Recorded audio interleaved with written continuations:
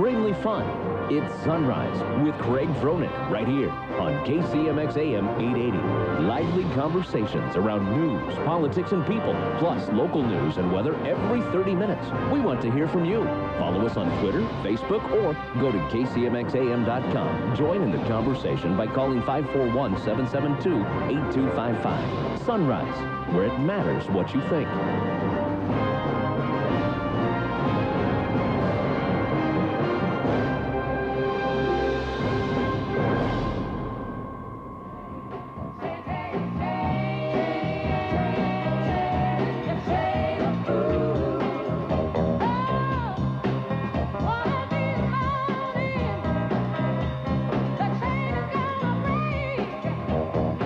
Good morning, everybody. Welcome back. 7 minutes after the hour. Glad you are with us this morning. It's the Sunrise Show right here in KCMX. 50 degrees outside. It's going to be 67 today. And, this is one of those days we can get out and really get some work done, as long as the rain doesn't mess things up. Looks like it. Well, we'll just see. We'll just see what happens. You just never know in Oregon. But how we'll stick to this. I will take every drop of rain I can get my hands on. Well, I want to welcome in Nick Card into the studio. He's one of our younger generations. I'm glad to see him. I saw him at the Republican Central Committee meeting, and he decided to run for Oregon State Representative District 5, and he, of course, did not make it onto the ballot. And I wanted to have him in this morning, part of our debate series going on this week, the season of voting.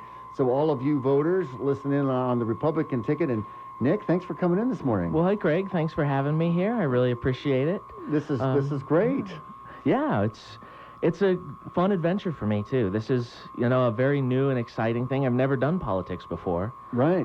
But this is something I definitely see needs to be done.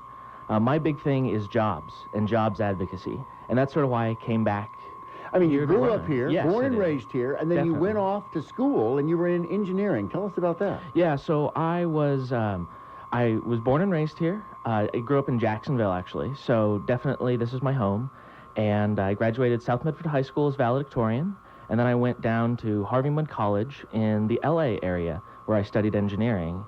And so that was really where my political journey started, because once I graduated, I couldn't come home because there weren't any jobs here to come home to. And Nick, I've been watching this for years. I've been in the Valley since '84, and it always bothered me to see our young people, our sharp young people, out of high school, chasing their dreams, and then verbalize to me, Craig, I've got to go to the big city. I can't find what I want here. And they would have a career path and, any number of different things, excelling in their career path.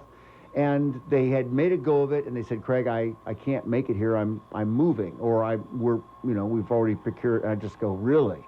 And they go, yeah. And I said, it's been disturbing me for a number of years. Oh, definitely. I mean, I'm the only one of all of my friends from high school that's still here in the Valley. And that's really sad to me. And it's the same story again and again. They want to be here, but they can't because there's no jobs. And they can't afford to live here and raise a family here because they can't work here. Right, and you can't fight over a minimum wage. I mean, $10 an hour. And some of them, the folks, they're pushing nowadays to $15 an hour.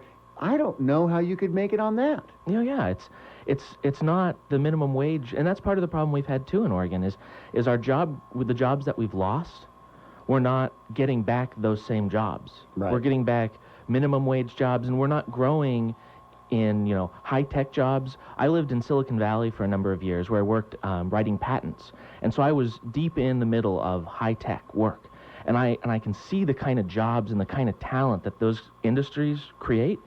And we don't have that here. Wow. And I think we really need to bring that here. I mean, Bramo Motorcycles, a great example of a high-tech manufacturer that's creating great jobs here in the Valley. So where's more of them? We need 1,000 Bramo motorcycles here because they're the kind of jobs we want. They're the jobs we need. And we just, we look at the unemployment rate in our area. And what we forget is all of those kids that aren't here but want to be here. They're just as unemployed in Oregon as the people who live here are. We just had Commissioner Doug Bridenthal on yesterday. We had Nikki Jones from Express Employment Professionals. We were talking about that exact thing, the unemployment rate.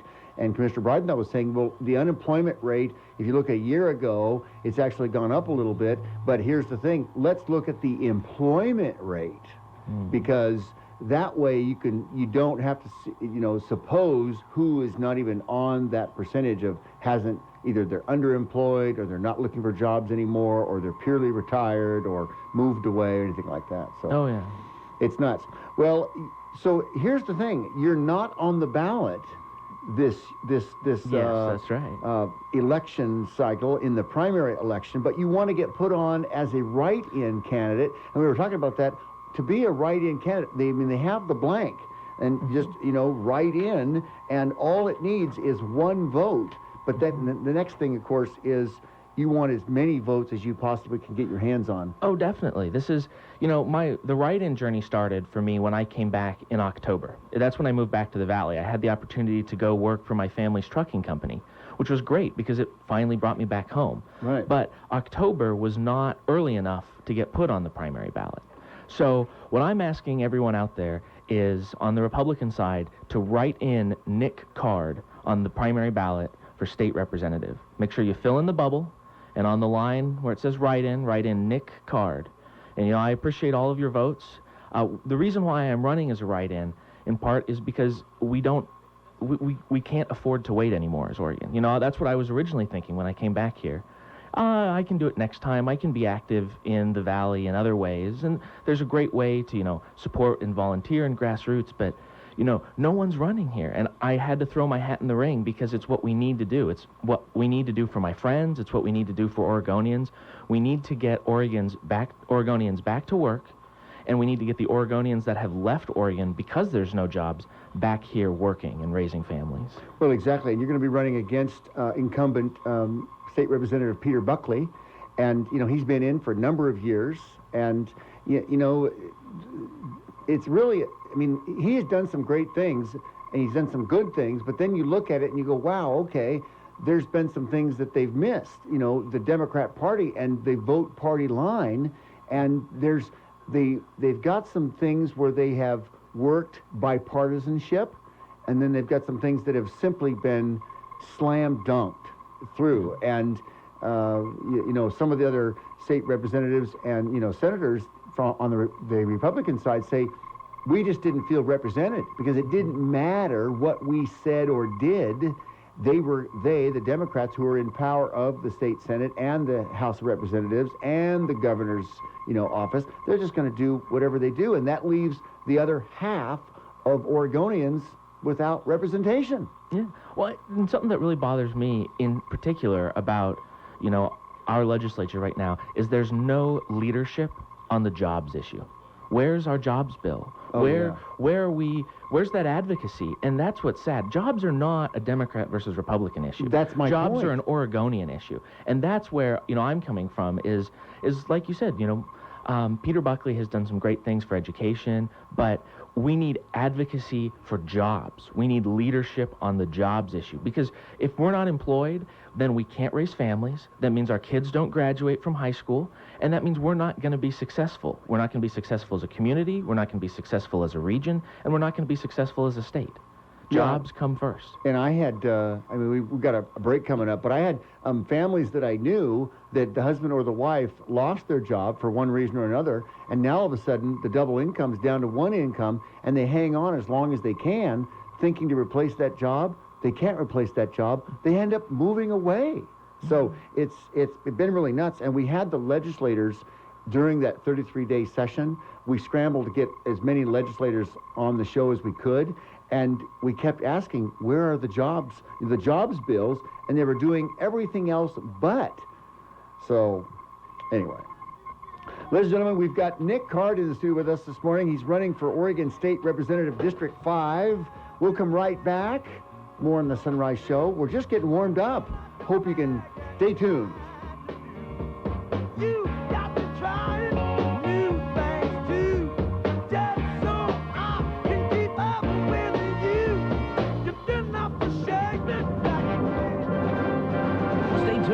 Sunrise will return in a moment on KCMX Newstalk 880. little bold, and extremely fun. Monday through Friday, 6 to 9 a.m. on KCMX AM 880. Lively conversations around news, politics, and people, plus local news and weather every 30 minutes. Here's Craig.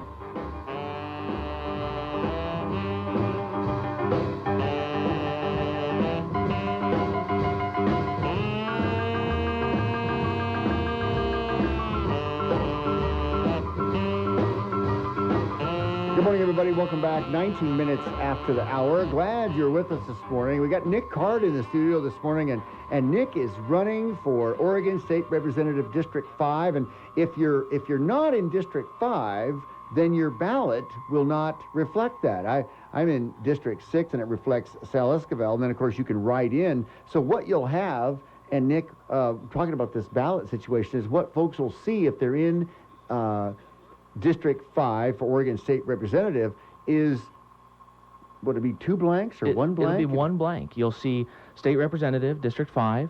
If you're in District 5, that's what you'll see on your ballot. And there's going to be no names there. There's going to be one bubble, and there's going to be one blank line.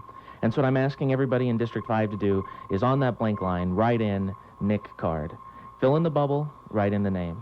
I appreciate your votes. Yeah, where's the split? I'm trying to think. I saw the map, but I haven't seen it recently. District 5, Moore, Ashland, and it splits right in Jackson County there somewhere. I don't know if it's Talent or... District 5 is Jacksonville, Phoenix, Ashland, and Talent. Okay. And just a little bit of Southwest Medford. Okay. But for the most part, Medford is District 6. Sal Esquivel is representative, great guy. And then south of that is District 5, where I'm running. Well, you've got time. I mean, just a matter of, and by law, one vote gets you on. Just a matter of if there's a few others that want to run, then you've got to just win by majority. Yeah, the guy with the most votes wins. And, you know, I'm looking to get as many votes as possible. The more votes that we can get, the bigger the grassroots support that we can create for this movement, for jobs, then, you know, that's going to send a message that we're ready. We're tired of not being heard on the jobs. Good deal, good deal. And, Nick, you don't really have the website. I mean, the electnickcard.com, but mostly right now on Facebook. And we've got a call coming in. Oh, fantastic. Yeah, let's grab that. Good morning. You're live on the Sunrise Show. Who's this? Good morning, Craig. Good morning, Mr. Card. This is Dwayne. Hey, good deal. Do you have a question for Nick? A very simple question. It's easy to say that we need more jobs in the Valley, but how do we get them? How do we get them? Okay, so... I'm interested in his suggestions along that regard. Yeah, so from a politician's standpoint, Right. I would think it would be sponsoring some kind of jobs bill, but Nick, that's your... Well, I think one of the biggest things that we need to look at, it's a great question, by the way, is how do we get the jobs, right? The way I propose to do it is a multi-year tax holiday for high-tech startups that are bringing those high-tech jobs to the Valley. So tax relief and some... Tax relief. And then maybe, what, are you saying a scale that scales back as they get ingrained into the community? As they grow, I mean, on the particular details, that's something that, you know, we'd have to work through and look at and see sort of other states and countries are doing different sort of programs here. But the point is Oregon has the highest middle-class income tax in the country. And, in fact, our income taxes are high across the board. We have the third highest top bracket income tax in the country. Well, and can I interrupt Oh, you a minute? How do we get the trained people to fulfill those high-tech jobs? Do we set up programs like RCC's attempting to do to qualify people for a local market, or what? Well, I don't think our problem is trained people. I mean, we have 3 great universities within 3 hours of Southern Oregon. We have RCC right here in the Valley and Southern Oregon University right here in the Valley. But when these kids graduate OIT, they can't stay here to work. They have to go somewhere else. So, and also, we have, I think, one of the most beautiful regions here in the country. So if we can get employers to come here, I don't think it's an issue of lacking an educated workforce.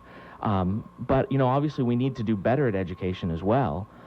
Well, I'm going to say a contrary argument, because as we listen to people involved in employing others, one of the problems that they're faced with is adequately trained people to fill the jobs they have available or will have available.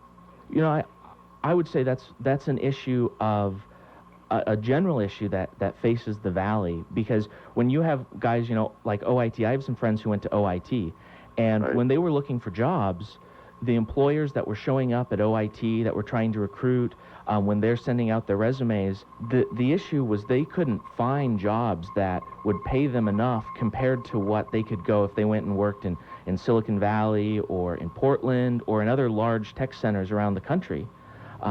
And it's in part because I think we lack that sort of high technology, high dollar jobs that you see in other centers. Like Denver is a great example. It's an area that's attracted a lot of high-tech employers. It's a very beautiful area. It's got a lot of recreation. But something that Denver has going for it that we don't is Denver and Colorado has a much more favorable tax climate for businesses. Yeah, and if I could be facetious, they now have marijuana available to anybody that wants it. But that's Oh, I know it, yeah. Well, Yeah. and here's the next thing. I mean, it is a challenge. We had talked to John Lee with Foley and Partners. He's a software engineer, and he said, you just can't just flip a switch and have those folks. You've got to import them in because they've spent years of training. And Nick, you've got training in IT and things, right? Yeah. And so it takes someone with a degree, but also someone that wants that quality of life. And I think we've got that here to offer. And I think people are looking. It's just a matter of getting the word out. No, that's exactly right. There's no impetus. Like there are jobs, I guarantee you, there are high-tech jobs available in every single community around the country. But the That's problem true. is, if I'm going to graduate and I've got a degree, where am I going to look? I'm not going to go look at little old Southern Oregon because who's there unless I came from that area? I'm going to look at Denver, I'm going to look at Portland, I'm going to look at Silicon Valley, and I don't think it's past us to be able to create that same kind of an environment here. But we need to recognize our shortcomings, and I think that's why doing a tax holiday program, being able to get rid of state taxes, local taxes, property taxes, income taxes, created an opportunity where these guys that are coming up, starting new companies, investing in the community, they're risking their entire livelihoods to do this stuff. Right. And instead of throwing taxes on top of them, let's step back and give them the competitive edge here in Oregon. Then we can take a look at that gentleman that was announced in the paper the other day. I don't remember all the details about setting aside properties out there for exactly the area that you're talking about, introducing new high-tech companies. Yeah, to that's the valley. Mark Van Hawley. We're going to have him on the Right. program talking about that industrial park out there. Absolutely. Right. Yeah, no, that's Okay, good. well, I'll bow out. You Okay. All right. Alrighty. Dwayne, Thank thanks for the you. call. Yeah, thanks for the call. It is a challenge, and this is why I stay on this timber industry so radically, because we know that is a living wage job, and you can take, it's manpower. Sorry, ladies, it's manpower, but you can get out into the woods, and through a basic amount of training, you're handling large equipment, right, heavy equipment, and you're in an industry where you can now take this product to market, and those are living wage jobs. So it's a matter of now of getting that plugged in, because I see this, Nick, as we've gotten ourselves so backed into a corner, so desperate. Desperate people will do desperate things. I mean, it's just nuts to see the economic failures, if you would, of our region. Oh, yeah. And, something else, too, that I like to look at, or I guess not like to look at, but just makes me sad when I see is, those economic failures tie directly into the quality of education we can provide our kids. You look at the graduation rate in Oregon. We have the second worst graduation rate in the country. And when you look at why kids graduate, do they come from a low-income household or a high-income household? And that makes a big difference to the quality of education these kids get, and whether or not they're actually going to go on and graduate. And so when we don't stand up and fight for living wage jobs, we don't stand up and fight for high-income jobs, we also are not standing up and fighting for, our kids getting a good education and graduating. And it hurts the families, it hurts community.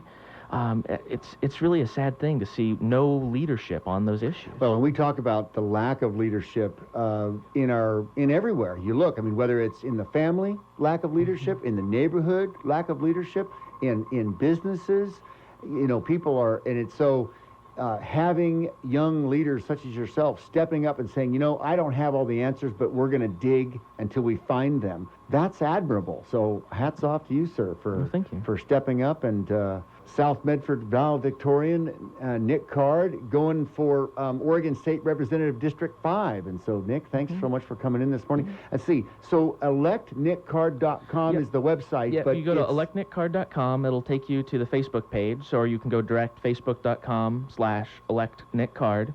And got a little information on the campaign. If you're interested in volunteering, you want to take a yard sign, let me know on the Facebook page and get the word out. You know, together we can bring jobs back to Southern Oregon. I know we can do it, and I know that it just takes a little bit of leadership to get it done. Very good, very good. Well, Nick, I'm glad you had time to come in and off to your day job, right? Yeah. So, good deal. All right, more on the Sunrise Show. We'll be back after this quick little break. Stay tuned.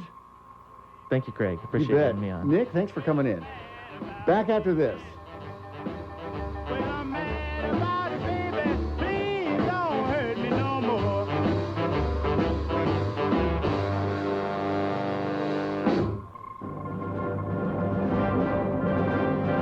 Stay tuned. Sunrise will return in a moment on KCMX Newstalk 880.